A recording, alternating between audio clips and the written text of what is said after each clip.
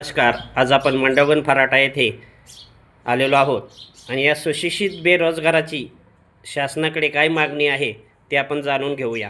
आपली काय मागणी आहे बोला. आम्हाला आयडी दिले पाहिजे सगळ्यांना. आता सध्या आपण काम कसं करत आहात?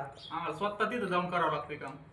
बर. लोकांची कामं घ्यायची तिथं जाऊन करायची. आपण कोणाचा आयडी वापरत नाहीत खरंच? नाही, आलेगाव, रांजणगाव अशा ठिकाणच्या आयडी दिल्या जातात अशी चर्चा आहे. नाही, आपण स्वतः जाऊन स्वतः करता. जाऊन तिथं करावं लागतं. तर शासनाला आपण काय मागणी करू शकता?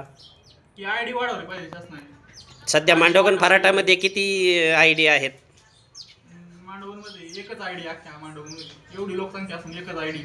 अच्छा. आणि दुकानांची संख्या किती तशी अंदाजे? 10-15 दुकानांची संख्या आहे. अंदाजे हा काय असून ती बर. ह्या सर्वांना जर आयडी मिळालं तर सगळ्यांना तरी 4-5 तरी आयडी पाहिजे ना मांडव. हा म्हणजे सगळ्यांना मिळू शकत नाहीत असं 4-5 तर मिळू शकतात. मग आपण याबद्दल याच्या अगोदर कधी प्रयत्न केलेला आहे का?